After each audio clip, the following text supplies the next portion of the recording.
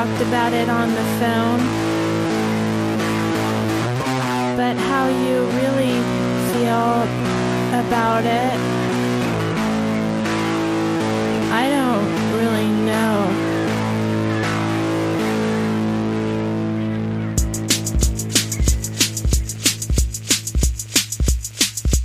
What's your take on Captivities? What's your take on Captivities? What's your take on Captivities? What's your take on Captivities? Misogynist. Genius. Misogynist. Genius. Misogynist. Genius. Misogynist. Genius. What's your take on Captivities? What's your take on Captivities? What's your take on Captivities? Welcome to There's Sometimes a Buggy, Irresponsible Opinions About Classic Film. I'm Elise. And I'm Dave. This week we return to Jennifer Jones, the Acteurist Oeuvre-View. We're getting towards the end of this illustrious career, but we do have 2 episodes left after this one. Here we find our idol in 2 widescreen 20th Century Fox efforts from the mid-1950s, Man in the Grey Flannel Suit and Good Morning, Miss Dove. One of which we've never seen before. Yes, I was familiar with Man in the Grey Flannel Suit, but Good Morning, Miss Dove had eluded me over the years. So these were both hits. Yeah. Both based on recently published bestsellers. Always a good way to go. They are, I believe, her last hits. So it would seem. A bunch of prestigious box office disasters followed upon these, some of which I'm looking forward to seeing, but we'll talk about that when we come to it. I've said before, I'm a huge fan of 50s Farewell to Arms. That is not a popular opinion, but we'll see if Elise shares it. And I've said before that Nicole Diver is an ideal role for Jennifer Jones, so I'm interested to see. And it's also another Henry King movie, and he's done well by her. His last movie. Yeah. This time around, Man in the Grey Flannel Suit. Hugely long movie. Very long. Very, very long. Very deep meditation on corporate culture and American society in the 1950s. Definitely a major inspiration for Mad Men. Sure. Although Gregory Peck's character has really nothing to do with Don Draper. He's not that dissimilar. Don Draper was never in the war, was he? Yes, he was. Was he? I think he was in Korea. It's the same thing. I don't think World War II is the same thing as Korea. Probably the same experience for the soldiers. It was all citizen soldiers sent off to kill people. I guess that's all that's being really talked about in this movie. They're not talking about anything ideological. But he's not the orphan son of a whore or whatever. Oh no, Matthew Weiner definitely embellished on the story here. Sounds like he has a pretty standard middle-class upbringing. This is maybe the most ensemble piece we've seen Jennifer Jones involved in since We Were Strangers? Or Since You Went Away. Well, I mean, it pairs interestingly with Since You Went Away because it's an ensemble movie, though less so, and they're both about World War II, one made during and one made after. They're dealing with, well, I don't know if I want to say a similar class of people, although he's moving into that. Gregory Peck is, I guess, moving into that class with his new job. In advertising, which is what the absent husband did in Since You Went Away. Oh, right. No, this is made around the same period as things like Will Success Spoil Rock Hunter? Rock Hunter? Is that a 50s Tashlin or a 60s Tashlin? 50s. It is the 50s? So people are, yeah, as you say, getting concerned about corporate culture and about the alienation of men coming back from the war and putting on these flannel suits and trying to forget about how insane their lives recently were, and also becoming part of this rapidly changing culture that is also insane. How closely would you say this relates to the Sir critique of suburbia that we're familiar with from 50s movies? I still find that Cirque is dealing with a more timeless American critique, whereas Grey Flannel Suit really feels like it's pointed directly at 1955 America. It's drawing a lot of its inspiration from the sociological treatises that you were getting at the time about the organization man and the lonely crowd, those books. It's funny because at this moment where briefly it had looked like, although it's very, very touch and go, that Bernie Sanders could get the Democratic nomination, we're kind of hearkening back to a moment, the only moment when American capitalism looked like it might work for most people, Or at least more than 1%. And yet, at the time that this was happening, the post-war boom in America, there were all of these movies and all of these treaties, as you say, being written about what a terrible life it was. Alienating consumer culture, this suffocating nuclear family, this materialistic getting ahead. And of course, there's a lot of criticism of TV. Movies were gleefully attacking television at the time. These children endlessly watching westerns and pretending to kill each other. Yeah. The little girls eagerly awaiting to watch more screen death. And even watch each other die. Sure. Of chickenpox. Yeah, I mean, that seems taken directly out of Meet Me in St. Louis, but... Well, no, not really. Margaret O'Brien never loomed around her sisters waiting for them to die. They did try to kill those people on the trolley. That, for sure, but she didn't want Agnes to die. This is even more disturbing, I think. Yeah, this kid is a complete bad seed sociopath in the making here. The children are far worse than the Cirque children, even. It seemed like the most didactic aspect of the movie. They seem like Ozu kids. Didn't this movie remind you at several moments, not just the kids of Ozu, of various Ozu movies? A little bit, yeah. Also the father, Frederick March's character, the father having to face a daughter who's going to make an unsuitable marriage and trying to interfere in that. And although in Ozu, it most often resolves more happily than it does here. In Ozu, the movie, it's usually about the father encouraging the daughter to get married in some way or another. Because the daughter doesn't want to. Sometimes she makes a match that he doesn't. Yeah. That's not ideal as well. Sure. Here the clash is less about modernization than about, if I can make this distinction, just generations. Yeah. Which is more in keeping with the way American culture is looking at things, particularly at this moment in the 50s. Although frequently there are generational clashes, it's not new to the 1950s. The idea of youth being strikingly different from and disillusioned with the older generation. So this was written and directed by Nunnally Johnson. Do you know him? Don't know anything about him, no. I looked up his filmography, which is very brief. He was a writer. Mostly a writer, yeah. He actually wrote The Woman in the Window for Fritz Lang. He did a lot of things. I know he wrote the screenplay for Grapes of Wrath. He was all over the place. And in the 50s, he branched out into directing, and he took on some prestigious projects. This is probably one of the most successful, one of the things he's best known for as a director, I would think. He also did a lot of producing. So in terms of hits, he was involved with How to Marry a Millionaire. Yes. As a writer and producer. And he directed... Oh Men, Oh Women. I know that one. He wrote, produced, and directed The Three Faces of Eve. Yeah, that's right. That's probably more famous. Another bestseller that took off into pop culture phenomenon. Now, in terms of this movie, I found it fairly interesting. Overlong, but lots of people say that about it. So is Since You Went Away. I like a good long movie, though. That doesn't count against it for me. It does count against it if I feel like it's overlong. And this did make me feel that way. So Jones's role is not... She's billed second. Well, yeah, of course. Before... Frederick March. I wasn't sure if she got more screen time than he did, though, because she disappears for huge swaths of the movie, but it turns out that her role is a very significant one by the end. Wife role is very key. It is definitely focused on the consciousness of Gregory Peck. So much of it is in flashback to his experiences during the war, so necessarily Jones is not part of that. They were married already, but she's back on the home front. I found this marriage very interesting. Oh, yeah. They kind of veer back and forth between seeming like a genuinely ideal couple. I mean, as ideal as it can be when the wife stays at home, and I'm not sure what she's supposed to be doing. I guess she's aspiring to be Claudette Colbert in Since You Went Away and do absolutely nothing, but she's not quite there yet. She does take care of the kids unless they have someone in to help out by the day. But that's what I mean. I guess she's ultimately aspiring to not do anything, but currently she is looking after the house and kids. Yeah, well, of course, that was the middle-class dream, to get help in so that the wife does nothing. Like I say, as ideal as it can be in that kind of gendered situation, then every now and then she acts like a sort of villainous wife in those very terms, which is to say that she's always complaining about the house and egging him on. Like, we just recently watched Made for Each Other, which has some of that same dynamic with Carol Lombard and Jimmy Stewart in the, is that in the 40s? No, 39. 39. And I mean, there is that same dynamic that she's pushing him to succeed, or she seems to be pushing him to be more of a success and be more masculine and aggressive and risk-taking, in part because what she really wants out of life is her perfect home. Yeah, but you know what?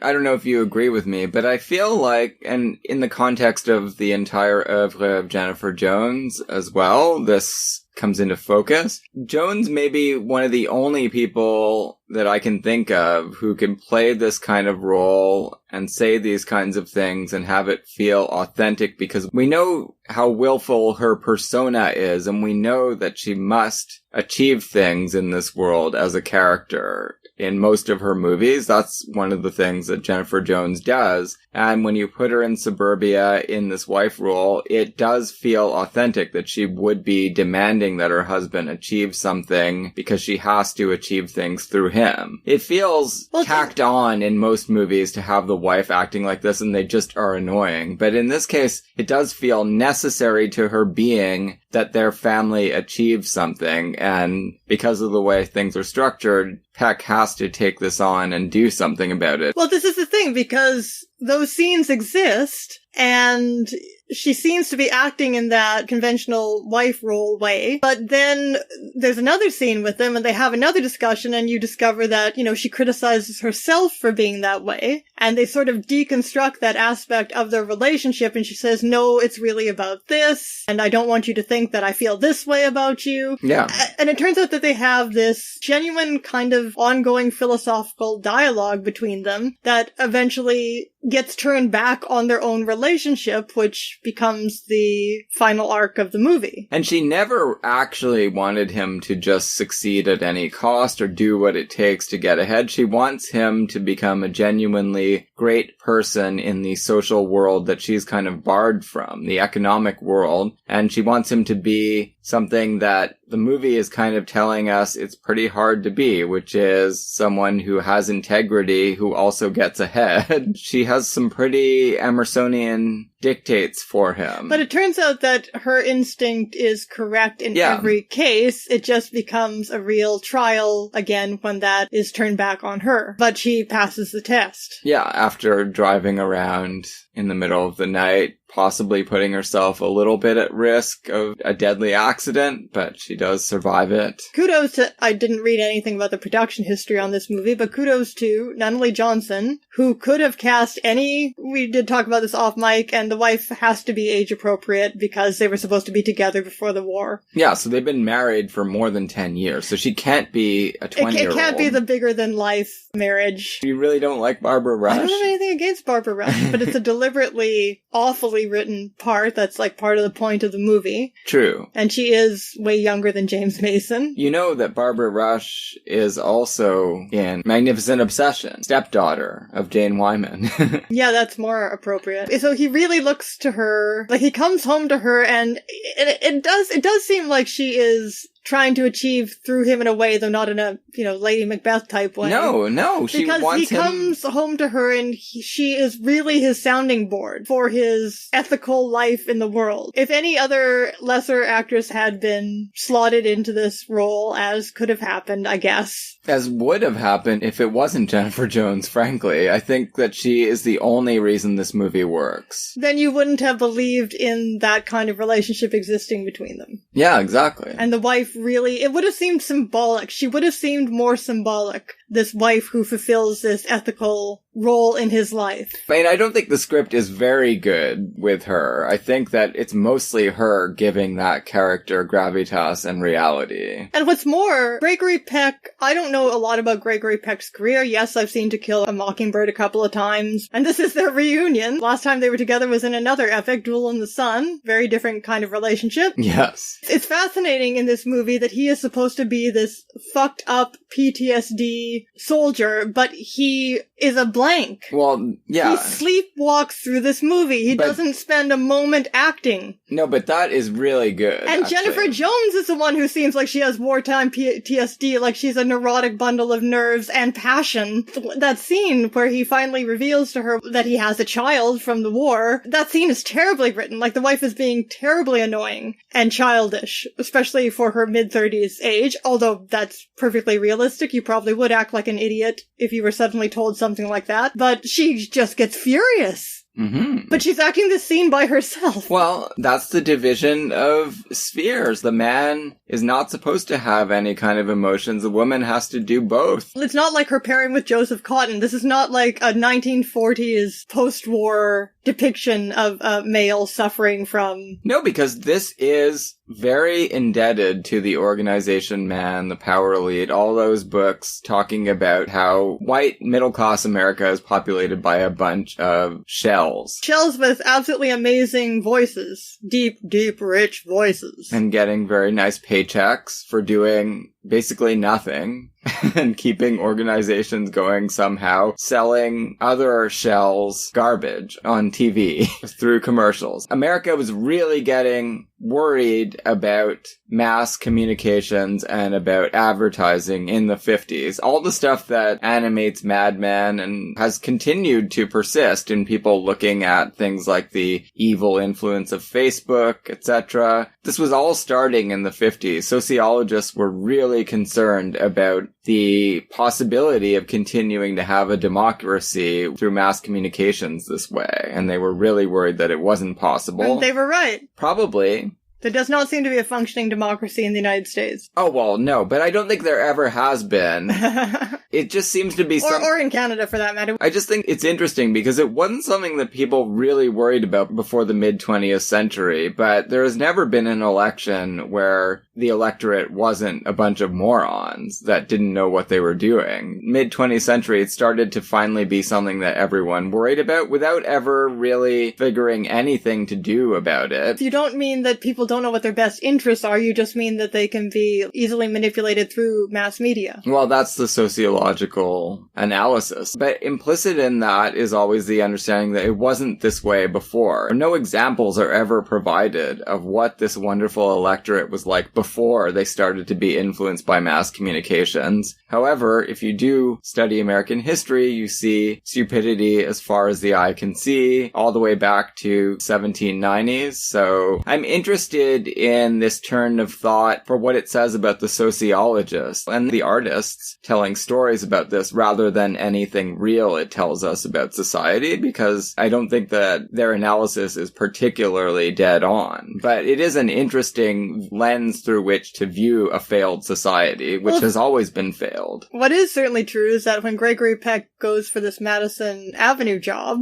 eccentric behavior, this is like the beginning of the Google office dream. Oh, yeah. Where everybody reads the latest self-help books and it acts like a unbusinesslike goof to be maximally creative. Yeah. So this guy is like lying down during the interview, getting his beauty sleep or whatever. And then he asks nice, common sense, straightforward Gregory Peck to tell the story of his life and then say the most significant thing about it. So basically to sell himself like an ad, and Peck rightly thinks this is garbage, stupid garbage. Yeah, it's pretty fun, that scene where he goes into the... So what you can certainly say is that ad culture and corporate American culture is ridiculous and stupid. Oh no, I'm not trying to defend it. It is stupid. Part of the satire worked for me. The fact that Peck responding in that way and everything she advises him to do is correct. He feels like he needs to play, like, what do you think about this? Okay, Dave, as the movie sees this. He feels like he has to play along and learn this new stupid game. But she tells him to just be authentic, basically. And it turns out that every time he is authentic, he does get ahead. What kind of analysis is that? Well, it is the Emersonian analysis, right? And this was really in vogue in the 50s. Are you inwardly directed or outwardly directed? And of course, the real man, the kind of citizen that we want, is inwardly directed. However, all of the imperatives in the workplace were forcing them to be outwardly directed. And it turns out that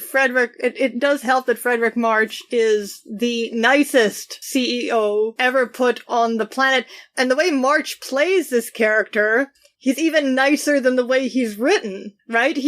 There's no trace, there's no way to comprehend from what we see of Frederick March how he has managed to alienate his wife and daughter to this degree. You believe them, but there's a really interesting disconnect there. He's a very regretful man getting toward the end of his productive life. I think all the tools are there for you to understand what he was like before he entered this mellowing phase. Oh, and the other thing, of course, the reason he takes such a liking to Gregory Peck is that he reminds him of his dead son. Yeah, that's pretty important. That's very important. And then he wants Gregory Peck to fill that role, and Peck realizes that if he does that, he's going to end up becoming this guy, basically. And so he refuses by the end of the movie, but there is that amazing speech that Frederick March, the nicest CEO in the world, makes after he's just heard that his attempt to intervene with his daughter's failed relationship has failed. His daughter's bad relationship. She got married. Well, failure of a relationship, yes. She's a failed daughter. And then he makes a speech about how men like you 9-to-5ers, you live off men like me. Yeah, it's a very Randian speech, but then he turns it all around and says, this is a terrible way to be. Well, I was thinking of... But it still has a very Randian ring to it, even though it has a different perspective on the job creators. But Peck ultimately decides that, yes, I'm happy to be a 9-to-5er. I'm not going to be your substitute son, just in order to get ahead even more. And that's really sad, because that means Frederick March has to take that big trip to California with smiling, cynical Sidney Kidd. Oh yeah, Henry Daniell, who... Okay, so this is CinemaScope, so there again are no close-ups, although Johnson does use a few medium shots in the movie. But Henry Daniell's without any close-up, any medium shot, 60 years old or whatever he is. No, he's about 80 in this movie. Well, he's 60 in 1940. He's far away, so he looked about 60, and he just stands there in a suit and glasses and doesn't say a word, and I instantly recognize him from Camille. He is the most instantly recognizable actor, just the way he holds himself. Scum. Yeah, Scum, definitely Scum. That's an incredible part he plays with Greta Garbo and Camille. And yes, Philadelphia Story as well. Holiday as well. He's a fascist stockbroker guy. Right. Holiday. What were we talking about before Henry Daniell? Frederick March and his relationship with Gregory Peck. Yeah, okay. So I was thinking it is a familiar type of thing that you see in movie melodramas and other contexts that are trying to achieve understanding across the classes, because you see a version of it in The Shop Around the Corner.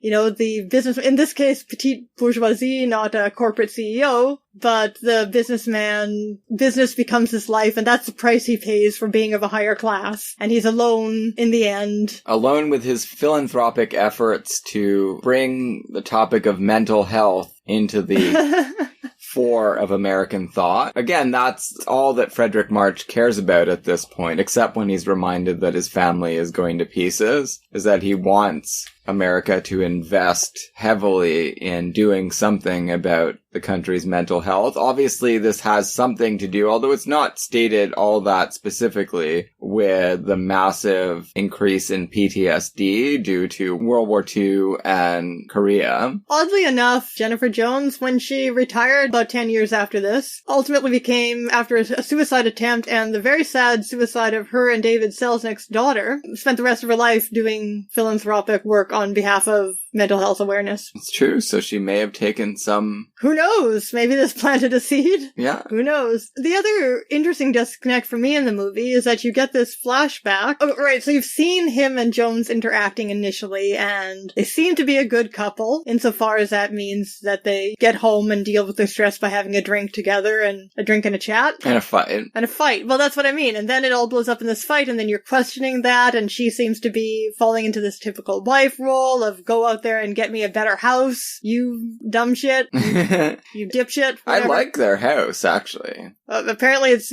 sucking the life out of her. That's where it ends when we get this flashback to this idealized wartime relationship with this poor, starving, beautiful, soulful-looking girl. In Italy. I guess technically a prostitute, but only because she's starving to death because all the men are dead, as we find out. That does seem to be his authentic relationship. At the time. Well, at the time. And he tells her, when he's leaving, he tells her that I will never forget you, that this relationship is always going to live in my heart. But when this all comes out in that final fight scene with his wife, he tells her that it did die in his heart, and he has really come back to his relationship with her. I think the movie does a pretty good job of putting us in his subjective position. Of course. It's not hard to understand. Yeah, he expects to die at any moment. As he tells her. And this relationship that he sparks up in Italy somehow helps him to forget about that and gives him some kind of reason to hope that he might not die. Obviously, it's all based on subjective feelings. Can't affect bullets or grenades. Funnily enough, when he comes home, he's constantly talking about how he's going to die too. This is one of the problems that she has with him. Well, yeah, if he drops dead at any moment, how are they going to continue? Has he put enough aside for them? Do they have a good enough life insurance policy? It seems not. One of the things that they have been waiting for, we get a sense, Jones has certainly been waiting for, is the death of Grandma. Is it Grandma? Yeah, it's Grandma. It's definitely the old dirty lady who doesn't bathe. Her caregiver describes her.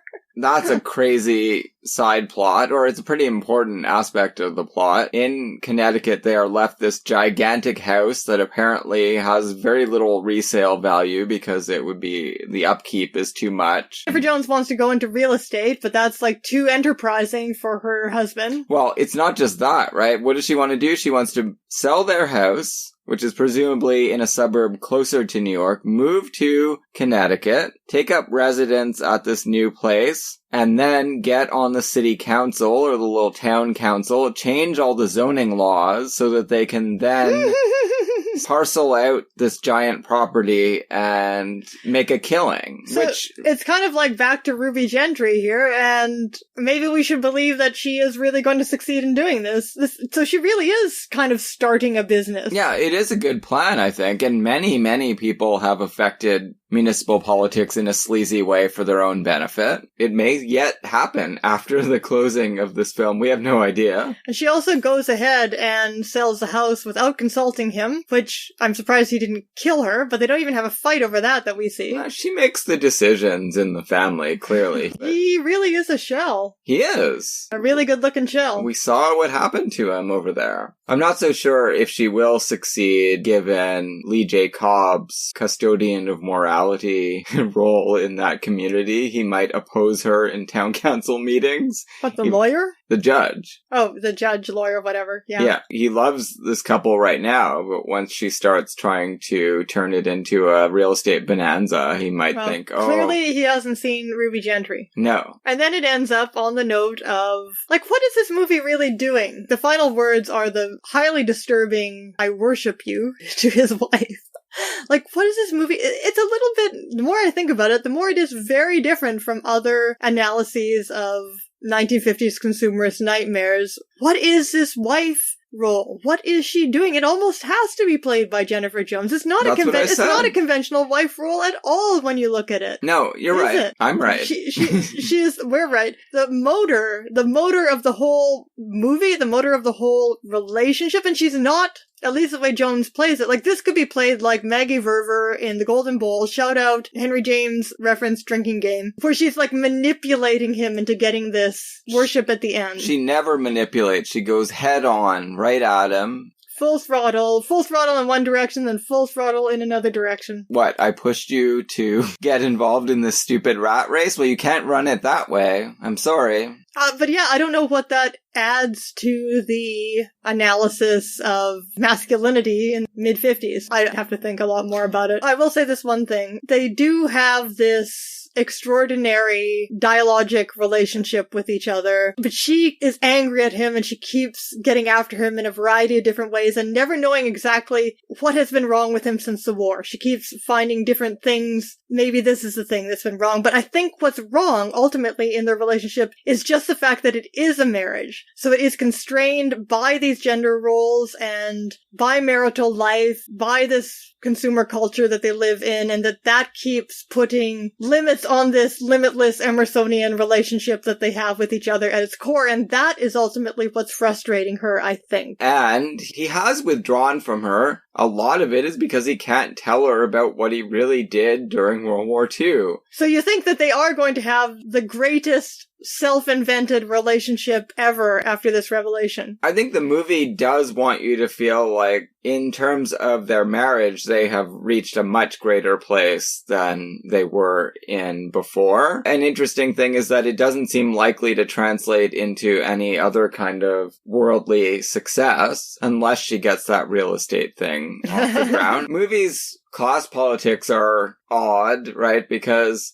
that stuff with the caretaker is brutal, and it really makes you feel like these evil servants conniving to get the money are a real problem in society somehow. Didn't know what to make of it. If you're gonna view it archetypally, it's not good. These undeserving monsters who we let work in our homes are going to steal from us and cheat us and our families after our death. Or was it just a melodrama subplot? Like, I don't know. Well, I think it was, but it just doesn't... It doesn't add anything to the rest of the movie's concerns, that's for sure. No, it comes from out of nowhere. Yeah. It does give an opportunity for some really great scenes with Lee J. Cobb. Sorry, Mr. Schultz, but I have to tell you, you are a dishonest man.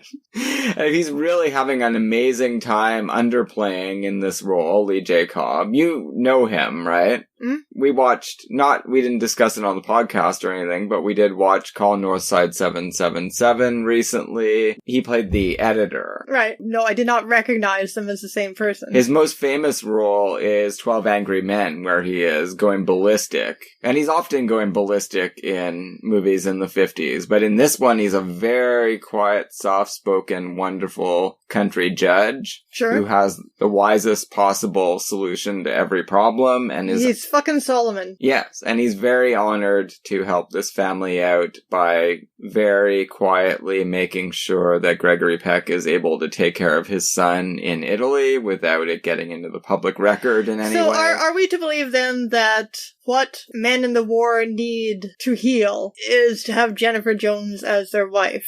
And be able to have a fully authentic, sharing all parts of themselves relationship. They need someone who's going to force them back into a dialogue with them, right? Because the tendency after going through that experience would be to withdraw and turn into a complete zombie. That is something that was happening in the 50s that sociologists were looking at, and it's something that happens after every war, especially if you've got massive mobilization of citizens who are not really trained for it. They didn't volunteer for it really, even though in the US, I guess some people volunteered, but mainly because they figured they were going to be drafted anyway. So that completely damages your brain, undoubtedly, if you have to kill people. And this movie is really great about stating that very plainly. It doesn't talk about heroics in any way. It doesn't make any kind of argument in favor of the good things that were accomplished during World War II or Korea. It doesn't try to win you over to that. Maybe it just imagines that audiences are going to input that part of it for themselves. But watching it from 60 years distance, we don't have to do that, and we can just appreciate the fact that there are no patriotic speeches whatsoever in this movie. Mm-hmm. And all we see of Gregory Peck in World War II is stabbing a German for a coat to keep warm. That is an amazing introduction to these soldiers in Italy. When they finish off there, I mean, he has his idyll for 6 weeks where he actually gets to unwind and regain a kind of love of life with Maria. Then he goes off to the South Pacific to fight island to island against the remnants of the Japanese Empire, and those scenes are hellish, and then he kills his best friend with a grenade. Yeah, it's interesting because it's depicted in this kind of big, glossy Hollywood movie, CinemaScope, Technicolor, slow-moving, epic way, but these scenes are incredibly nihilistic. Yes, it's really good, that part of it, I think. The slow, ponderous, moving around these wonderfully decorated mid-20th century modern offices and homes, and then every once in a while getting yanked back into the South Pacific and everyone getting lit up by mortar fire and grenades. It's quite something. And then you get the cameo by McCoy saying, "He's dead, Captain, he's dead." And then Gregory Peck walking around, like that scene where he's carrying his dead friend all over the place very close to just killing anyone that tells him that this guy is dead. I mean, it's kind of actually an amazing use of Gregory Peck, the fact that he seems so dissociated in that scene precisely because he's not acting particularly crazy. But everyone around him is like, fuck, this guy is going to well, that's why, because go on a rampage. Because he's not acting crazy, and he's carrying around his dead friend's body, insisting that he's not dead. Yeah. That's exactly what makes him seem so crazy. Yeah, and then, until maybe right at the end, Gregory Peck is going around New York insisting that he himself is not dead when he is dead. And I think there we have summed up the appeal of the film. Sure. You should definitely see it. I do like Frederick March a lot in this movie, he's wonderful. too. Yeah. Such an incredible career. You know, he wasn't even close to being done. He's in The Iceman Cometh in the 70s. We should mention we've got Anne Harding in this movie as well, who I'm sure we're going to start coming across in our Hollywood studios year by year at some point. She's a 30s actress I like a lot who never gets any attention these days. She's a very bitter wife in this movie. She's really good, though. That scene with Frederick March on the phone where she tells him that she doesn't want him to come home, I think that's a really great scene, actually. I thought it was good, and I thought the daughter was very good, too. That was an excellent scene with Frederick March. Yeah. Just rejecting every too late offer that he's got on the table. We could think of this as slowly unfolding American epicness as The Irishman of its day. To some extent, yeah. I don't feel like it's a great movie. It's a pretty good movie. Yeah, though. it is a very good movie and definitely worth watching. Interesting from a Jones perspective to see how she handles being slotted into that wife role. It just can't help morphing into something a little more protean. Well, you were, hands. early on in this series, you were predicting that we were going to see a lot of, toward the end of her career, wife roles for Jennifer Jones, but this is actually the only one. Yeah, it's true. And it's a very unusual one. It is. Now, Good Morning, Miss Dove? Good Morning, Miss Dove. This was my first real disappointment. Okay. Directed by Henry Koster. The material was not great. It was possibly redeemable by a good actress, which we've got. The CinemaScope really worked against this movie. Absolutely no cause for it. You cannot see the actors acting. It's practically a voice acting job by Jennifer Jones. Oh, but she is so tiny in the distance. In every scene, she might as well be a little cartoon drawing of herself. True, but I think she does some great voice acting in this movie. It's also the movie in which she proves she could play a Vulcan in Star Trek. Oh, she would have been so good. She would have been actually really good as a Vulcan. Or a 7 of 9. Excellent in that respect, but this movie really didn't do it for me. I was interested in her character, I was interested in her performance, and I couldn't see her. It made me go crazy. Of course, it's filmed in the same way as Love is a Many Splendored Thing, but I guess just the fact that her character has more variegated emotions in that film made it easier, and like a lot of variegated dialogue to go with them, made it easier to accept that I wasn't going to see her face. Well, we see her face in Love is a Many Splendored Thing. Not much. No, but at some very important points, we do see some close-ups. Not in this movie. I like Henry Koster, but he is not Henry King. So, just a tiny bit of background on this novel that it was based on. It was written by Frances Gray Patton, who was the first woman to enroll at the University of North Carolina. I hate to ever agree with the New York Times about anything, but the critic's description of this novel does suit the movie very well. It's pretty funny. Called it a ruthlessly sentimental, cheerful mixture of Goodbye Mr. Chips and Mary Poppins with touches of The Rigorous Way to Salvation from Life with Father. Not so bad. I wound up liking that. I enjoyed it a lot more than Goodbye Mr. Chips, frankly, which I don't enjoy except for the Greer Garson scenes. You made me watch that. Because I love Greer Garson in it, but the rest of the movie I'm not very fond of. And this one I think is my favorite teacher movie. Now, of course, it's a limited genre. Very limited, and more limited when you can't see the actors acting. I didn't feel so distant from her. Maybe because I just got into the voice performance she was giving and the Which she postures. We definitely see her acting with her body throughout the movie. Maybe she has modulated her performance for CinemaScope because she is very careful to do two extremely different voices for the younger and older Miss Dove, even though the younger Miss Dove is already fully eccentric and on her way to becoming this nut. Yes. Well, I think that that's great. So it's not a radical break. It is a continuity between her youthful self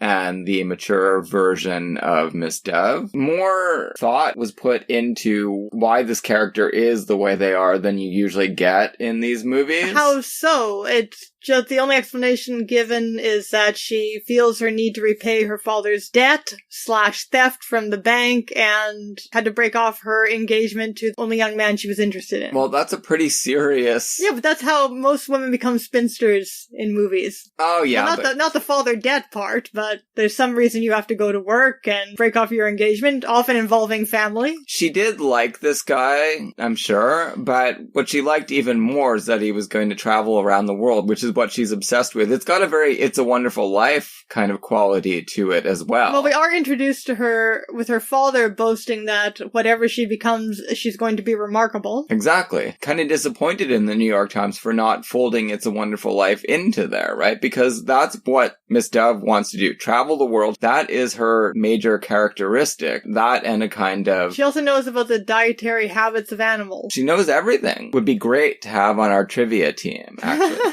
No, she wouldn't be good at music. You all fail at music, at 20th century music. Well, yeah, that's true. She wouldn't have heard any of the music after 1955, so that would be a problem. She also is a kind of moral superhero, the most exacting standards that anyone could have for themselves. And in this case, it involves abandoning all of her life plans so that she can pay back this debt. Oh yeah, well that was something I was going to say, but the particular ways in which she shows her progressiveness in the movie. The movie has been entirely decontextualized because the author of the novel was known as the Jane Austen of the South. Right. I guess her work is very specifically set in North Carolina. Yeah, well, this film clearly isn't. They don't say what state it's in, but no one has a southern accent, and it seems like a Midwestern town to me. I feel like that's a problem, the complete decontextualization of the ways in which she shows that she's forward-thinking with her students. To some extent, but don't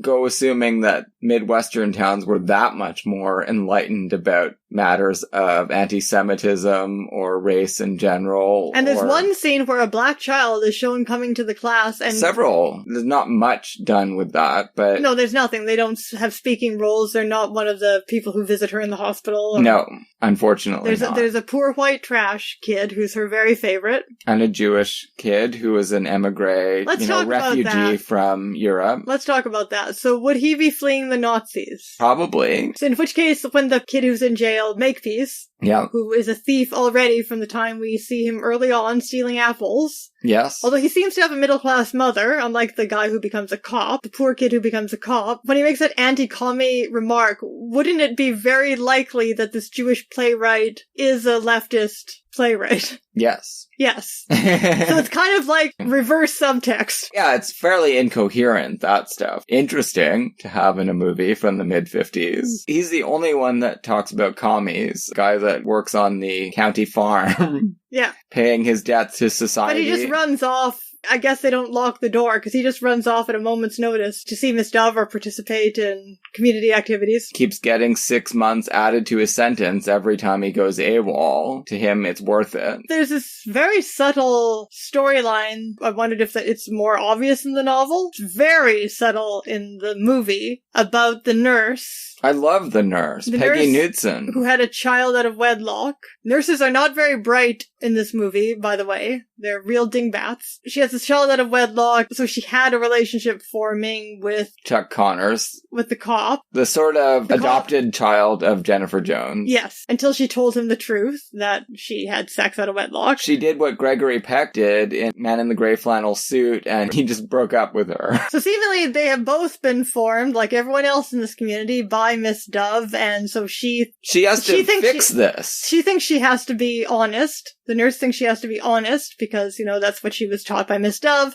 and he thinks he has to be morally rigorous because that's what he was taught by Miss Dove. And there's this subtle criticism of that because when Miss Dove realizes what she's done, she realizes that she has to undo it. And she does. But very subtly. We don't actually see them get together at the end. We just see the very tiny hints of that. And I wondered if that's because 1955, having a child out of wedlock was still very serious business, and I'm not sure how many movies could show her getting together with anyone, let alone a cop at the end. Fine, but she does. We know it. We do know it. We don't see their reconciliation scene, but we are told that they are back together and they are on their way to getting married. All we're told is that she calls him my Bill, I think his name is. And they're back on the same terms that they were on before this break. So I thought that was quite interesting. Didn't you find... I just found her really great, Peggy Knudsen, in that role. Sure, yeah. I thought it just kind of sneaks up on you. That's one of the things I was most interested in the film. Mrs. Green. So it's not quite as straightforward about morality as it first seems. Well, no, but that's the whole point, is that she is evolving throughout this film. This is something that you do get in a lot of teacher films. They are very, very strict, but they also have a heart of gold, and somehow there has to be some way to reconcile those two things that don't usually go together, and the narrative has to contort itself in certain ways to make that happen. But I think this was done in a really quite skillful way. Jones's performance is completely uncompromising. It is the least sentimental thing in the movie. I really applaud her for doing this movie.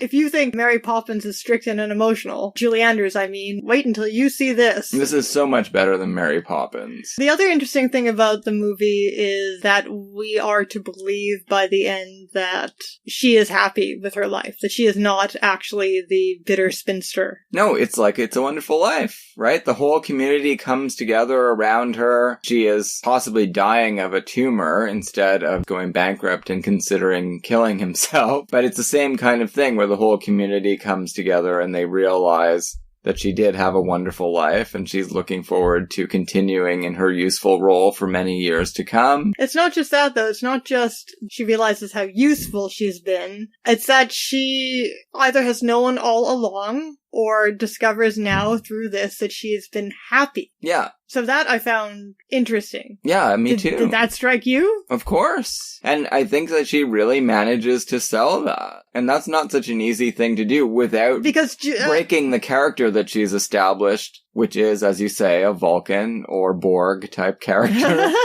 But she does manage to also inflect it with that great feeling of satisfaction that comes of preparing students for life and for geography exams. Because I don't know how far I want to push this, but we're about to talk about Ghost and Mrs. Muir, so this would make a good segue. It's almost like her debt to her father, in this case, has allowed her to do something more interesting. What she really wanted to do, actually. Maybe she really wanted to be alone. Yeah, I think so, right? Because what we see at the beginning of the film is that the father is planning to take her around the world to show her all the sights. Father dies, and then she's going to go along as the wife, potentially, of a kind of substitute father who is this archaeologist guy. And that's not very fulfilling. That doesn't make a lot of sense. You never get that much of a sense of this guy as being really, really important to her. The movie doesn't try to sell this as one of the great love stories. He seems like a very nice and like boy. They would have had a nice life together. Yeah, but she would have been very secondary and just on his arm as he explores the world. And instead, she gets to explore her own character and form the characters of all the people in her own town by telling them about these places around the world. And make all of her own moral decisions and have this moral influence on people. When we were talking about that, it just made me realize a good role for Jennifer Jones would have been Emily Dickinson. Oh yeah, amazing. Unfortunately, we're only going to get to see her play a much lesser 19th century poet. It'll be interesting to think of that while watching her play Elizabeth Barrett Browning. Well, I haven't seen that movie, so I have no idea what it's going to be like. Me neither. Maybe you've talked me into another half star for it, making it 3.5. What about Robert Stack? You love Robert Stack. This is a nice guy, Robert Stack. I've never seen anything like that before. Just a normal character played by Robert Stack. His voice isn't breaking all over the place like it is in Written on the Wind. It's so weird that you say that, because obviously people at the time would have thought the anomaly is the way Cirque uses Robert Stack. He was the ultimate sort of nice guy, rock solid. Well, that makes me appreciate the very great Written on the Wind performance even more, if that's not just Robert Stack is a freak, if that's actually a performance. It is a performance. Robert Stack was a solid B leading man, generally, who has integrity and can be trusted. That's why he's the unsolved mysteries guy later on, right? When he did those freakish movies with Cirque, that was him extending his range and showing that he was probably a big freak. That's like one of my very favorite performances of all time. What about The Tarnished Angels? Well, he's also good. amazing in that too. Yeah. But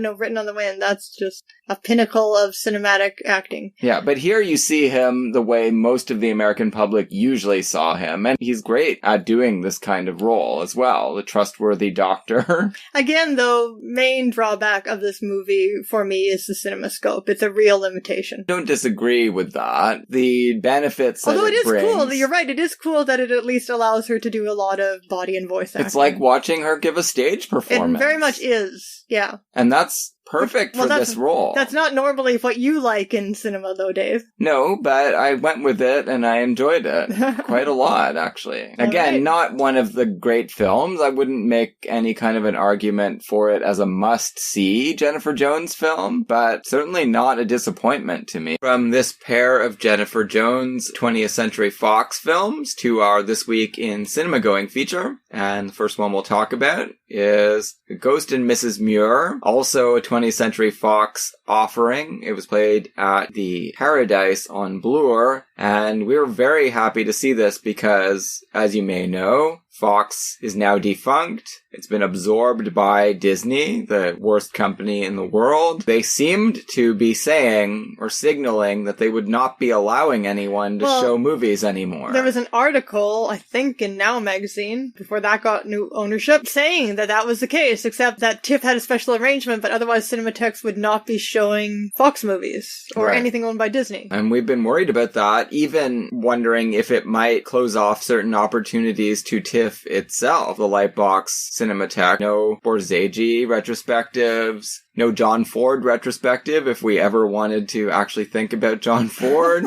No giant Carmen Miranda bonanza. No Preminger noirs. No, definitely not. So maybe they're not really going to be that draconian about it. Actually, we should have written something to the Paradise and asked them about the story behind this. Well, no need to talk about what we didn't do on the podcast. That's true. But anyway, what we did do is we saw Ghost and Mrs. Muir. So what do we have to say about this, Elise? Do you have much of a prior relationship with this movie? Oh yeah, I've seen it many times over the years. I always enjoy the film blanc. The what? That's a term that has pretty decent currency in the cinema criticism I've never game. come across it before. The film blanc. Like, It's a Wonderful Life is a film blanc. Matter of Life and Death is a film blanc. Where there's a kind of beneficent heaven, maybe a bit screwed up, but it's out there looking out for people and trying to reset the pieces. Never heard this term before. Really? I'll send you some links. No, I'm not doubting you. I'm just saying I've never heard the term before. But maybe you'll be interested. Maybe you could write an essay on it yourself.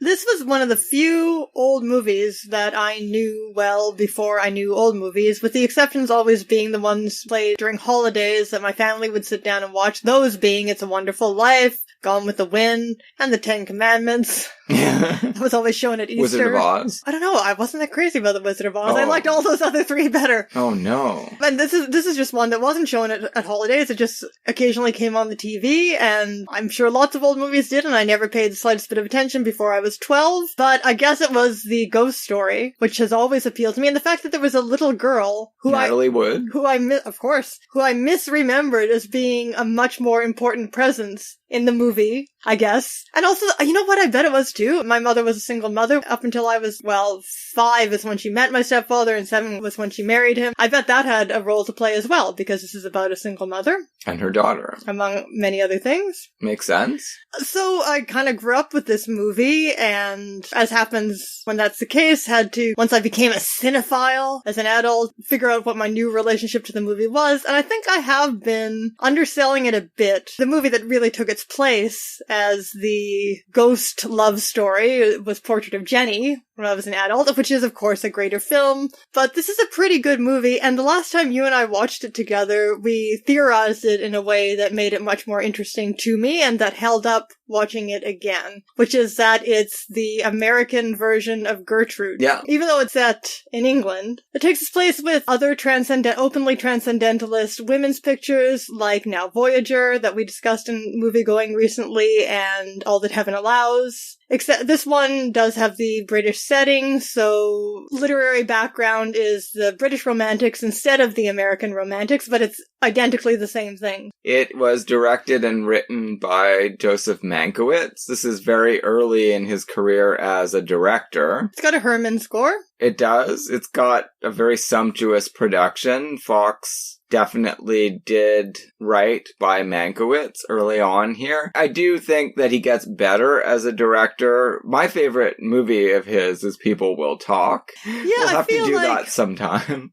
this is like it's a very good movie. Very, very good movie with an excellent premise, thematically, the way that I was just talking about it, that somehow doesn't quite live up to its own potential. Yeah, I don't feel like it's a great movie. It's a very enjoyable film. Yeah. It is a very good performance by Jean Tierney. Well, it's an excellent use of Jean Tierney, a very unemotive actress, because it's her mixture of primness and believably, it's very believable that this young, pretty woman worries about being pushed around by everyone and desperately longs to be able to assert herself. Real life, that is how Jean Tierney felt a lot of the time. The little bit I know about her, that much I do know. Jean Tierney definitely has a genuine fragility to her that, let's say, someone like Jennifer Jones does not, right? Jennifer Jones, it would be a tough sell to get you to believe that she can be pushed around by anyone. Yeah, but this woman is like, despite this fragility that I have, I am going to assert myself, and I am absolutely not going to allow myself to be walked over any longer or to live for others. It begins with a passive-aggressive standoff that just finally gets goaded into becoming aggressive with her in-laws. There's a bloomin' revolution as Martha, the maid,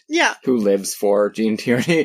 I mean, the class politics of this film, this is just something that you just have to accept in Hollywood movies, that there are servants who will live through their masters, and maybe there's some kind of subversion of that in The Man in the Grey Flannel Suit. Yeah, exactly. But there's just this one great scene. The ending, the final scene is actually maybe the best scene in the whole movie. Yeah, I agree. Them. There's this sense of these two women really having transcendent class and lived for each other. Like, there's almost this quasi-asexual lesbian vibe. They have lived together all this time and been able to have this companionship, well, because of their classes, also kind of getting to live alone. It's not like Martha couldn't have gone off and gotten married if she'd felt like it. She's obviously into this situation. Yeah, that's just a movie convention. I don't know if there are real people who are this devoted to this situation. I guess so, but it just felt like just the hints in that scene were of Martha also having taken some kind of opportunity. And then sadly, of course, to live in an unconventional way. Martha files suit against the Sailors Association that is going to start a rest home for them. And she's like, that old bitch, she promised me this house. I never cared for her, for she smelled like a sailor, she swore like one too. Yeah. So Rex Harrison, okay, so one of the ways in which the movie doesn't live up to its potential is that it has, in the writing of it, it has and I think it was based on a story or a novel or something. Oh, I'm pretty sure, yeah. Yeah, I think a British story. And the story itself has a Jamesian ambiguity about whether the ghost is a psychic projection of the heroine or real. The movie never does. Not really. But thematically, the only way to be really interested in this movie as an adult is to see that psychological subtext, right? You could just redo this and it would be one of my favorite movies of all time. If you just took out the jokey parts at the beginning where Rex Harrison is this joke ghost. Exactly. That everybody can hear and see, right? Yeah. Just a touch more ambiguity, right? Because it has the moody atmosphere a lot of the time. And as she ages and becomes lonelier, the movie just gets better and better. And then too much of it doesn't ruin the movie, but I think a little too much attention is given to the pathos of Rex Harrison renouncing her so that she can go on and have this other life. We didn't need that, I don't think, if we wanted to be the story of Jean Tierney's character, Mrs. Muir. Well, even that could have been her. She'd have to have a real split personality, but even that could have been part of her fantasy. Because what this movie is about, in its Jamesian psychological way, is Rex Harrison being the animus of this woman, the Jungian animus. The phallus. Her male manifestation of this side of herself that wants to be independent and not be pushed around, financially independent and independent in all ways. He actually does throw the mother-in-law and sister-in-law out of the house bodily, and that's what she wants to do. Yeah, she gets to live about this alternate life of the wild seafaring man that she writes about in this novel that nobody can believe, including herself, could come out of this prim, respectable woman who has never been anywhere outside of someone else's home. Blood and swash. And all of this takes place, this amazing transformation in her all takes place in this first year that she spends in this house. The house is also a character in the movie, just as much as Rex Harrison. They share a love for it, and so this house also has something important to do with her achievement of independence, but he did design it. Her first husband was an architect, just not a very good one. Yeah.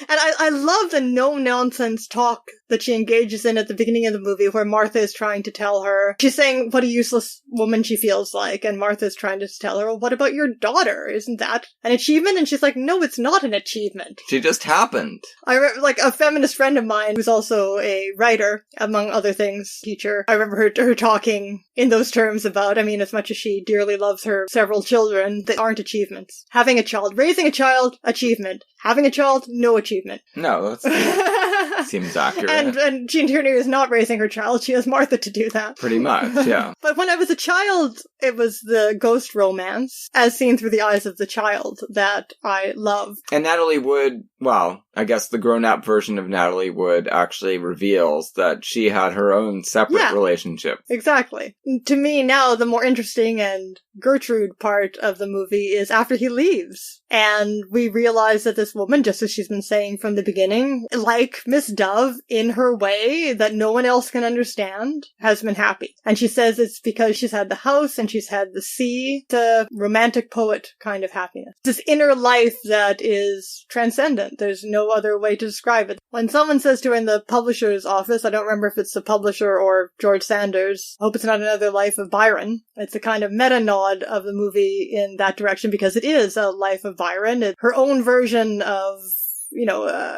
a Bronte sister novel, except of course the Bronte sisters were much less genteel than this woman. They also kind of served as a romantic interest and at the same time animus projection of these young women that nobody could believe that they were able to write a character like Heathcliff or Mr. Rochester. Yeah, and Rochester, he has his weaknesses. He's blind at the end. The sea captain has a major weakness. He's dead from the beginning.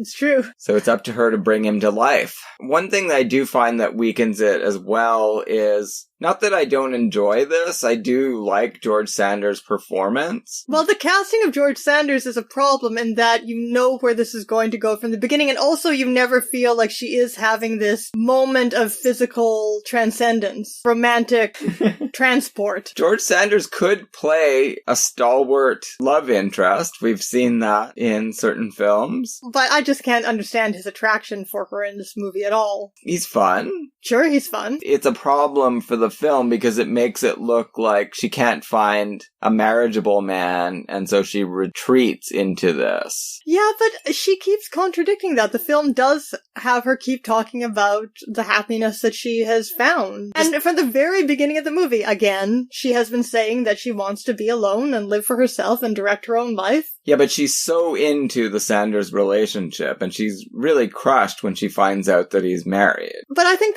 it's important that the movie wants us to know that she is capable. It's not that she's incapable of sexual feeling or romantic love, right? For a real person. I think the movie wants us to know that before that also becomes part of her transcendent renunciation. Gertrude gets that too. She has to go through all of these different men, including the one that she really loves that she's disappointed by before she goes into her retreat. I don't know, I just feel like because there's only one, maybe, that's the problem. It seems like... Well, there's also Rex Harrison. Yeah, but he's dead, and he renounces her for her own benefit, so that she can live. Again, it's none of these things are fatal to the film, but they do... But unlike Gertrude, this is a woman who is attaining her liberation unconsciously. That's what the whole movie is about. She fumbling towards it. Only to a certain extent is she capable of consciously saying, this is what I want, right? The rest of it has to take place unconsciously. So I buy all of that. I don't find any of those things to be weaknesses. The main thing that I find to be a weakness, as I said, is that it's not ambiguous enough about the nature of the ghost. Well, it's not ambiguous at all. He's a real ghost. He's a real person.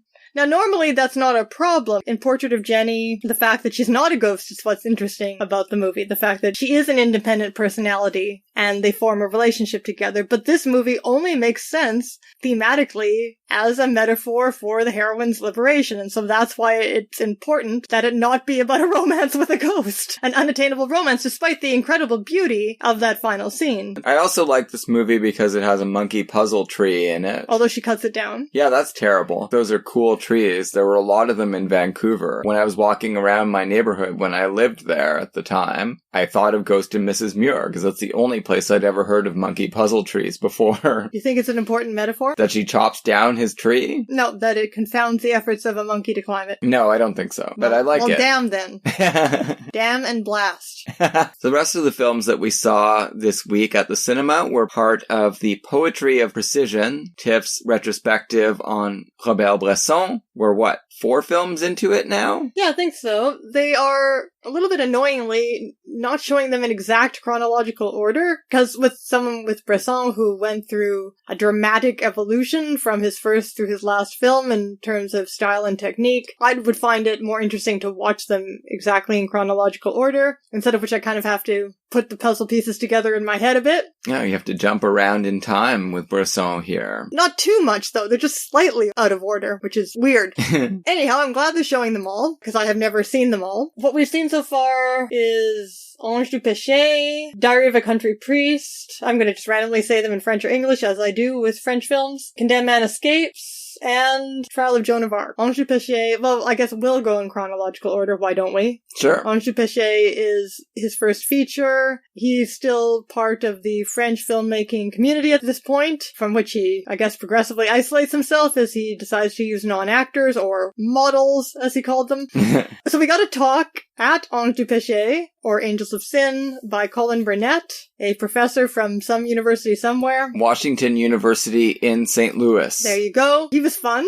Yeah, I liked him a lot. He did not a PowerPoint presentation, but I think it was. Well, very sophisticated, very nice looking PowerPoint, if that's the case. And he was doing kind of historical materialist analysis that usually annoys the hell out of me, but he actually won me over by the end, telling us about Bresson's early career as commercial photographer, which I didn't know anything about. No, me neither. Makes more sense of his use of the term models, and an avant-garde comedy producer and director. Yeah, because the first film in this retrospective, chronologically, Ange du Péché was made when Bresson was in his 40s, so he had a whole life before that.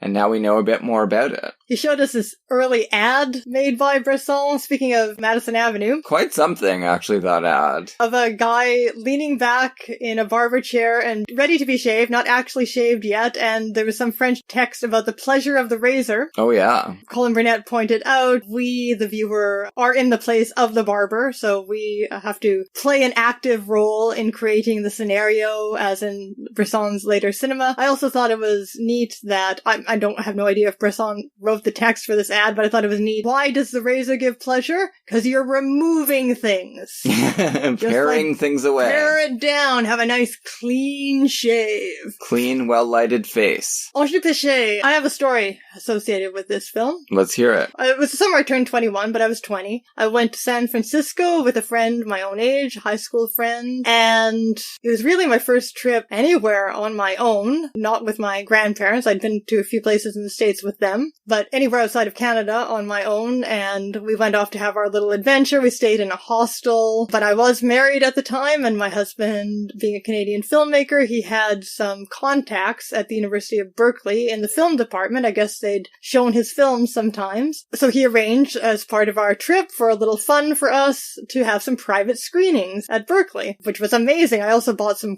cool books while I was in Berkeley. It was totally normal experience for a 20-year-old. Oh no, this was like so amazing. I guess I looked through their catalog as to what they had in their archives, and I was trying to concentrate on things that were not available on VHS at the time, because that's how we mainly watched films at the time. Because we lived in Winnipeg, and there was one Cinematheque, then VHS. No internet, nothing. So I saw Ange du Péché. I guess I had recently seen Ladies of the Bois de Boulogne, and I absolutely loved it. So I thought this was the next logical one to see, but it was not available. And most of the films they showed us in like a normal university theater, but for some reason, I don't know if it had to do with the print or maybe the main theater was in use. I have no idea. But Ange du Péché, they showed us in this, what I remember as being a tiny little room with a rail in front of the screen like an altar. Well, they probably only had maybe a 16 millimeter print or something, so they couldn't show it on a big screen. Maybe, and there were only a few rows of seats, and it was just me and Lauren railing like an altar in front of the screen, and we sat obviously in the first seats, but it wasn't the greatest print. The white subtitles in front of the white nun wimples meant that a lot of the time we couldn't see the subtitles, and our French wasn't good enough to understand what they were saying. And so at the climax of this film, where the two women are having a dialogue as one of them is dying, right? The two main characters in the film, this was happening, and we couldn't catch what one of them was saying half the time. And so simultaneously, Lauren and I both got up without consulting each other and fell on our knees in front of this railing so that we could shove our faces forward and try to catch the dialogue, and watched the remainder of the film that way. And it was obviously the most transcendent cinematic viewing experience probably that I've ever had for that reason of the private screening. Did it actually help getting close? No, it didn't. So I was really happy. This is the first time they still had white subtitles at TIFF, but you could make out everything that was being said. Good. I'm sure you don't know that because you were just listening to the French. So I finally got to hear their dialogue this time. The second time I've seen it. I'm waiting to see it on the big screen. I didn't bother to watch it again, although I'm sure there are ways to get a hold of it for the small screen now. Of course. You loved this, didn't you? I loved it. There's so much to talk about. There is. Unfortunately, we're going to have to give these necessarily short shrift for now. We'll probably do a Bresson episode at some point. I wanted to talk about the cinematographer and all of the different things that he worked on. He worked on a bunch of Carnet films. He worked on Max Ophuls' Le Plaisir. He directed the movie Dialogue of the Carmelites. Oh, really? Which you and I saw. Yeah. Which also has a small role played by the star of Diary of a Country Priest. Okay. So cinematographer's name, Philippe Agostini. This has dialogue written by the playwright Jean Giraudoux. Bresson liked to write his screenplays, but have fancy French established writers do his dialogue. Jean Cocteau does the dialogue for Ladies of the Bois de Boulogne. Oh, interesting. It's got Grunwald doing the music. The amazing score that goes in and out in a very unique way. He is doing Bresson's music up until Diary of a Country Priest. I think that's his last film with Bresson. I don't know, maybe he comes back later, or maybe that's the end. All of these magnificent elements, and the fact that if this didn't influence Persona, then it's quite the coincidence. I think it probably did. The other author of the film, Raymond Leopold Bruckberger, who was a French Dominican priest and a Resistance member. So the premise of this movie is that there is an order of nuns who take in, as often with Bresson, this is based on, I think, a real order, though not a true story. Yeah. So there's some basis in reality here. And yes, they take in women who are criminals and treat them as equals. We get our heroine, Anne-Marie, is not one of those women. She's from a middle-class background. And she's very headstrong and inspired. And she, from the very beginning, believes that she has a calling, inner light, a Protestant-type calling that doesn't suit her well to belong to this community of nuns. Like, the way I thought of her when I first saw this movie, because I was reading Harold Bloom's literary criticism, was as one of Harold Bloom's heroines of the Protestant will. And I think Bresson was very interested, early on anyway, in characters like this, yet within a Catholic setting, so they are very problematic. So there are two head nuns, and as soon as they meet Anne-Marie, one takes a liking to her because of this zeal, and one sees it as pride and hates her. And then she discovers the woman who is going to be her cause and her calling. She believes God has attached her to be the salvation of this one female criminal who is more hardened in heart than all of the others. And she hears about her, and she's already obsessed.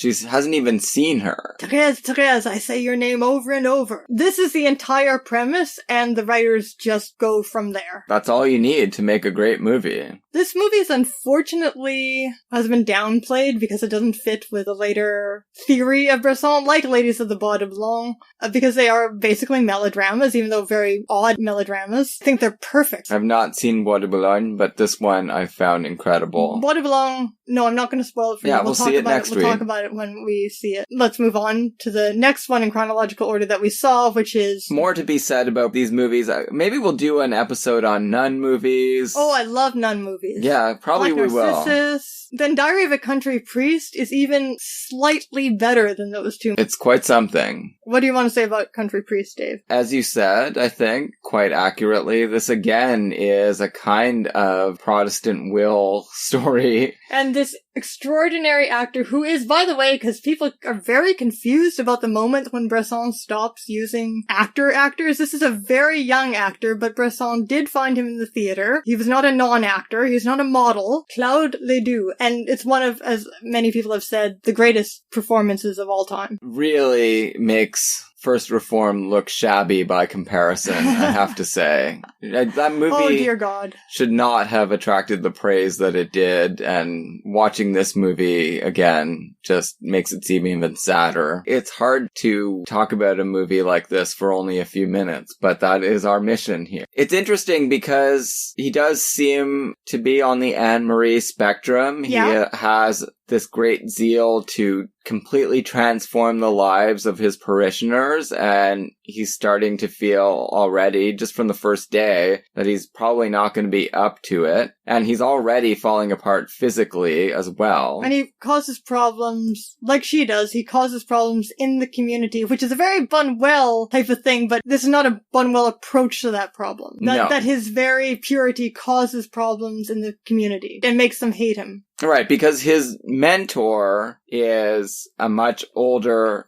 priest from the neighboring parish, I guess, who has sort of settled into his role as magistrate, just keeping order. That's what he believes a priest is supposed to do, perform the sacraments or whatever. This man can't even live through a moment of the day without spiritual and physical anguish. Yeah, and he's writing about it in the eponymous diary. There's a very gendered split in the way he takes women as his, just like the nuns, as his spiritual, like he can't even access the men spiritually, it seems. The women, as difficult as they are, somehow he can relate to them and access them. That's true. Obviously, he's much more interested in them, but he also seems to, he does take a kind of superior role towards them. Like he has to be their mentor, whereas all men basically accepts as his mentors. But they fight him on equal terms, don't you think? Oh yeah. No, but and he even acknowledges that they get the better of him a lot of the time. Even the children. Yeah, well, it's mostly children he's dealing with. Well, and the Countess, yeah. And she becomes his great success story, which is quite improbable, and only the daughter who hates the mother is the witness to that. And even he can't recreate it. He doesn't even know what happened, but something happened.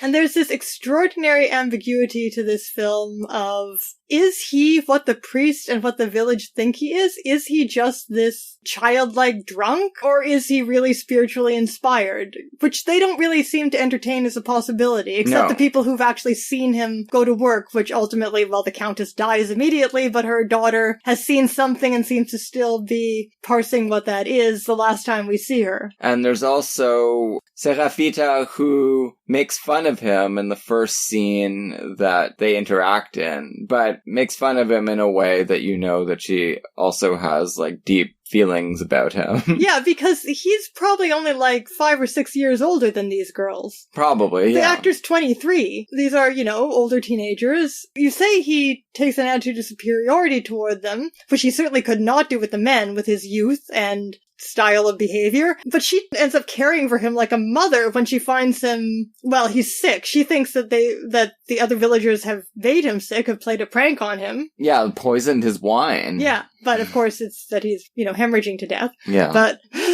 I don't know, it's just an endlessly layered and specific and ambiguous film. Just so rich every time I watch it. And then what the hell is going on with this ending with the pronouncement all is grace? Like, after what we've seen, which is all is hell. It's one of the most interesting religious movies I've ever seen. And Bresson himself does seem to have been a very spiritual individual, right? Like, this is not in any way ironic, I don't Oh, think. good God, no. I do think that there is something... No, it's not like Buñuel, who is fascinated by religion, but definitely ironizing it. I don't think that Schrader is wrong to describe Bresson as a transcendental thinker. Certainly not in the way that Dreyer is, though. Although I haven't read the Schrader book, so I don't know what he's talking about exactly, but... If we do something on Bresson, we will read the Schrader. It's not a book, it's an essay. Right. It wouldn't be hard to read if we finally ever read it. And I don't know what great insights it contains other than that, but I think that is on the money.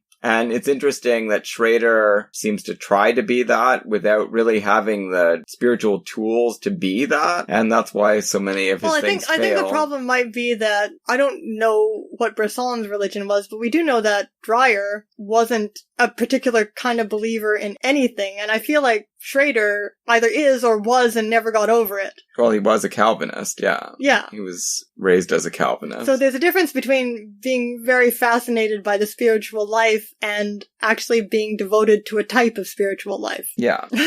Anyway, we'll do a priest episode one day. And a nun episode. Condemned Man Escapes. Interesting to compare this to Le Trou, maybe, a little bit. Sure. Becker's I film. mentioned it when we saw the Becker, because I had seen this before. Right. Yeah, this is my first time seeing a prison break movie, spiritualized prison break movie. It's a metaphor, Dave. Don't you get it? Yeah. It's a metaphor. It's not just a prison break movie. Importantly, it's a Nazi prison that he's escaping from. Yeah, so when he kills people, they're Nazis. So that does help. Perfect. It does exactly what it wants to do. But it only wants to do one thing. Yeah. It's like comparing this to Diary of a Country Priest, where I said there are infinite levels going on. I didn't find it as compelling it's kind of a bore, isn't it? Despite being very suspenseful. No, I didn't find it a bore, but yeah, limited. It's a bore to think about. Yeah. The movie tells you he's going to escape in its title, and then he does. No matter what obstacles present themselves, this is a man who is determined to have his freedom. All is grace in this movie, for sure. He definitely attains grace as he escapes. It's notable that... And he's a bodhisattva as well, because he brings his little friend along. In these sort of transitional movies between early and later Bresson, as he makes the acting more and more and more minimal, he nevertheless chooses models who have astonishingly interesting faces. Yeah, he doesn't choose any Fabios. No, but what I was going to say is that these faces are clearly the faces of the actors are clearly extremely important to him, since we're going to be just looking at their faces a lot during these movies. Diary of a Country Priest, that actor is astonishingly beautiful to look at. And that's in the story. Like, the little girls talk about it. Yeah, it's true. Definitely part of the fascination of that, and to a lesser extent, a part of the interest of A Condemned Man Escape is just looking at these performers' faces. They don't have... This is not pull average person off the street and film them. No, whether of course they're non-actors or not. Or known actors or not. Very careful selection process has been followed here. He's looking for people with tortured faces, people who... convey this spiritual attitude. Without even trying. Yeah. He just saw them and knew that he could do this with them, and then he proceeds to do so. It did remind me of the way David Lynch is said to work in casting, that a lot of the time he will just look at the person's face, meet them face to face, and be like, you got this part, you got this part, you don't got this part, I'm gonna write you a part. Yeah, because I know what my camera can do with the material. Last one. Today we saw Le Procès de Jeanne d'Arc. This did nothing for me. Whoa, and I know loved you it. loved it, so you're gonna talk about it. We've seen a few versions of Joan of Arc stories. They're quite ubiquitous in North American and European culture. The notable one, and the one that this is in its sort of tortured dialogue with, is the Dreyer. Yeah. Which apparently Bresson hated, because it's not exactly minimalist. No, I wouldn't say I like this as much as Dreyer, but I think they'd be a great double bill. A real downer of a double bill, but still, Even though so much of it, well, I mean, they are both the trial and they both use the transcripts, although the Bresson much more fully, it being a sound movie. Yeah, but two very different approaches to the same. It's like the Gospels. Here, let's develop a whole cinematic gospel of St. Joan. Well, what do you think this one brought to it? Other than the ending is great. I loved the ending, beginning with the shots of her feet, famously moving into shooting body parts here. It's been a while since I saw The Dryer. It hasn't for me. I saw it only a few years ago at TIFF. I saw it at the Silent Film Festival when I covered it, and that was 2013, so I guess that's the last time I saw it. I probably saw it in, I want to say 15 or 16. This one, I do feel like the emphasis is more on studying the people around her? Yeah, the impact of this massive show trial seething with hypocrisy and just looking at these people and condemning them, judging them. He's able to do that through the subjective experience of this character. I thought that actress was great, or model. She's not an actress? No, she never became, she was one of the ones who didn't become one either. She became a writer. Okay. Well, I thought she was really impressive, but she is not asked to give us the Passion of the Christ or the Passion of the Joan. She's asked to be stubborn and judgmental of the people who presume to judge her. I do think that makes sense. Like, that's a great take on what Joan of Arc would have been based on the transcript. Apparently, Bresson's method with his non-actors, which is familiar to us from that Ozu documentary we watched, was to have them repeat the lines over and over and over and over again until all trace of actingness was gone from them. Right, except for Setsuko Hara, who could do whatever she wanted. Yeah, for Bresson too. I wish she had done a Bresson. So yeah, I think that is the unique thing that he brings to it. It's a really short movie. It's just an hour and 5 minutes. Well, see, I guess I've seen The Dryer so many times. It's kind of, that interpretation of the transcript is kind of indelible for me now, which he interprets her as being religiously inspired. So it's a completely different, well, it's not even a delivery, you have to imagine the delivery, approach to the same dialogue, that she feels that she is divinely inspired, and we can see that in her performance, but at the same time she has her moments of despair when she doubts that. Here's the thing. So far, the theory I'm formulating of Bresson, as I try to put these movies together in chronological order in my head, is whatever he's moving toward, he's not moving toward realism. I find the Falconetti film more realistic. Even the way she's styled is more realistic, and because people do behave melodramatically in extreme circumstances in real life. No, when they get burnt to death, yeah. They don't just, have a little crying jag to get that out of the way and then come back and impassively deliver a bunch of clever lines to the group of men that they're in a life and death situation with. I don't know, it really took me out of it. No, Falconetti as Joan is Jesus Christ, right? I mean, it's the same story, pretty much. Except that she's a girl, and it's very important that she is being bullied by the team of authorities. No, I would have bought Jesus Christ acting more like the actress in Trial of Joan of Arc.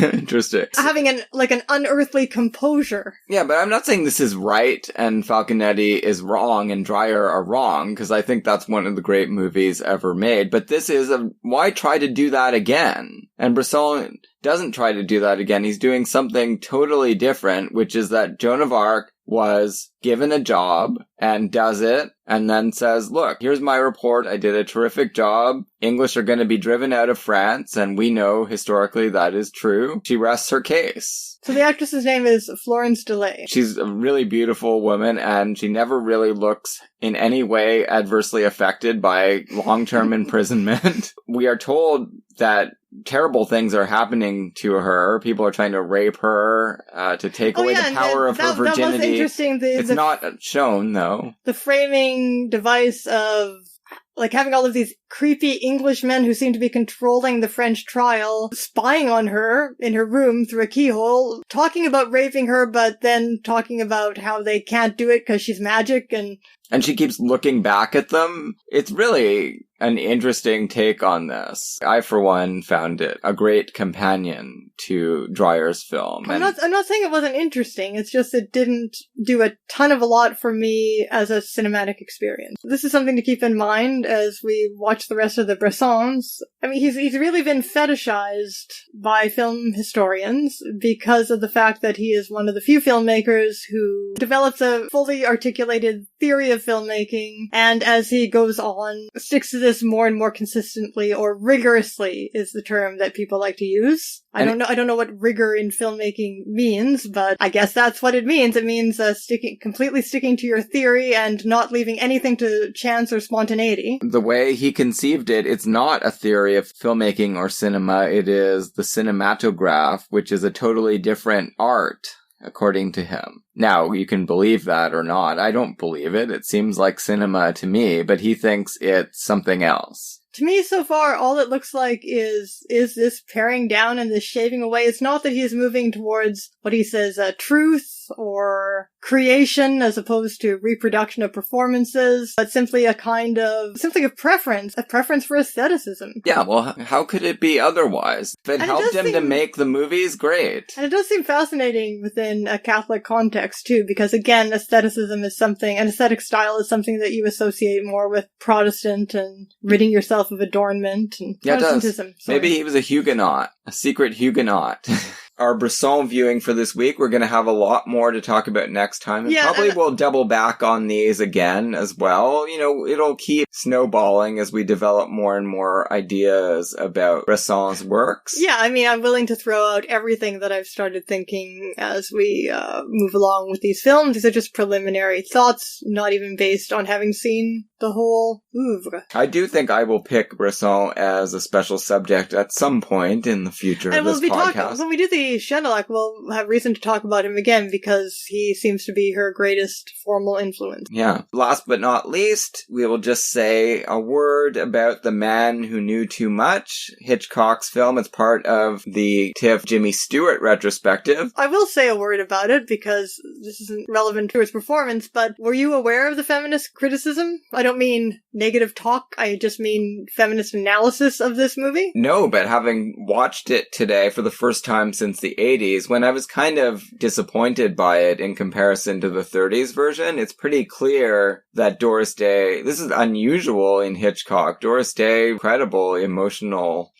roller coasters in this film, and is fighting her own husband throughout it to touch base with the emotions that these circumstances are rightly.